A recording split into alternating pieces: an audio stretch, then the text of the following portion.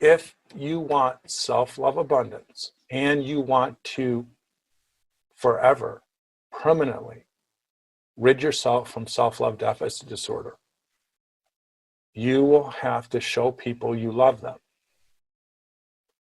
Because as an SLD, all the people in your life that are emotionally connected to you, for the most part, are pathological narcissists. They will not and never have wanted you to love yourself. To love yourself is to take away from them what they need most in life.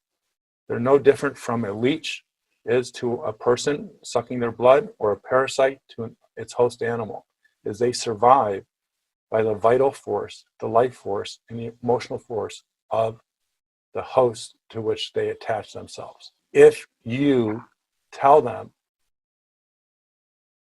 I don't want to be hurt by you anymore, and I won't allow you to hurt me anymore, they will do anything and everything to save their life, because they can't live without sucking the life force out of you. Remember, the narcissists need the SLDs to feel good about themselves. If you take away an SLD's love, or I should say love, it's no different from taking away their oxygen. When you choke a person and right before they feel like they're dying, they will fight with every force and energy in their body. The adrenaline will surge and they will have superhuman power.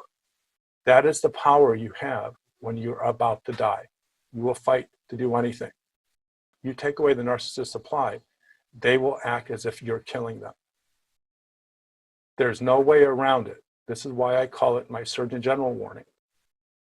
When you set boundaries, vis-a-vis my three-strike boundary rule, which is the YouTube video that I refer to often, when you set boundaries, and then with narcissists, first, you have to realize that the narcissist will not comply, or if they do comply, it will only be temporary, just long enough for you to forget the boundary, or they'll be able to break you down from the boundary. But when you set a boundary with a narcissist, you are taking away their life force, their oxygen, and they will fight back. Some will fight back actively through aggression and bullying, and some will fight back passively or passive-aggressively by poisoning your children's minds, turning your friends against you, sabotaging you. They will fight back like you are trying to kill them.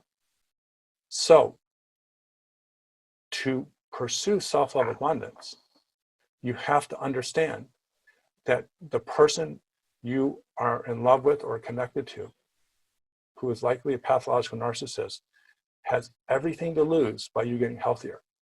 Knowing this fact should arm you with the necessary weapons, emotional and intellectual tools to not only defend yourself, but to fight back, because this is a battle. This is a all-out war.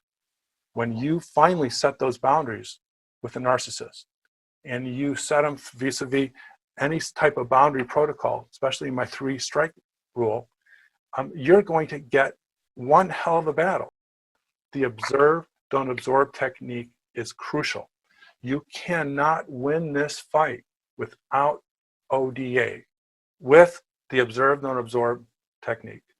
The development of predictive awareness, which is stage 4 of my 10-stage program, and stage 5 is setting boundaries.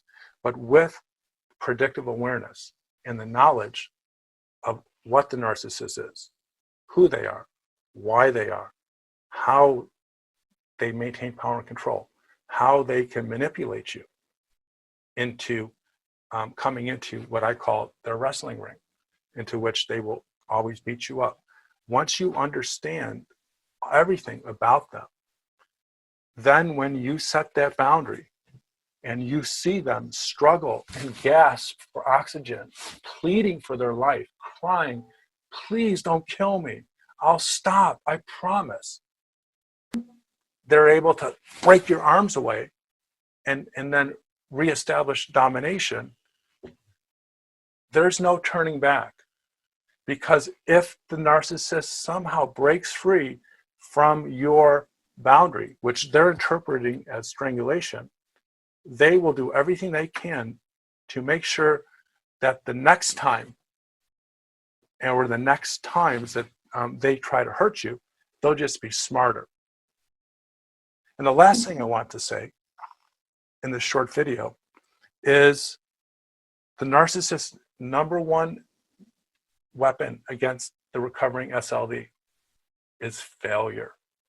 If the narcissist can make the SLD fail, if they can somehow break them down in the attempts to set boundaries, in the attempts to maintain the boundary, in the attempt to execute the boundary, and I'm getting out of order, or maintain the boundary, and if they can break them down, and we already know SLDs are filled with shame already, they can then leverage their the turning of events into inculcating or implanting a shame narrative into the SLD. And SLD feels shame. I screwed up again. I feel hopeless. And that's when the narcissist piles another layer of a failed attempt at protecting yourself. And that shame builds up one layer at a time, and it just makes it harder and harder to fight back in subsequent occasions. So in conclusion, it's the fight of your lifetime. The narcissist will do everything and anything to beat you at it, because it's more than just a game. It's more than a fight. It's their livelihood. They live and breathe psychologically by your life force. So when you are ready for this fight, you have to use your self-love abundance weapons, the weapons that you are learning in this program.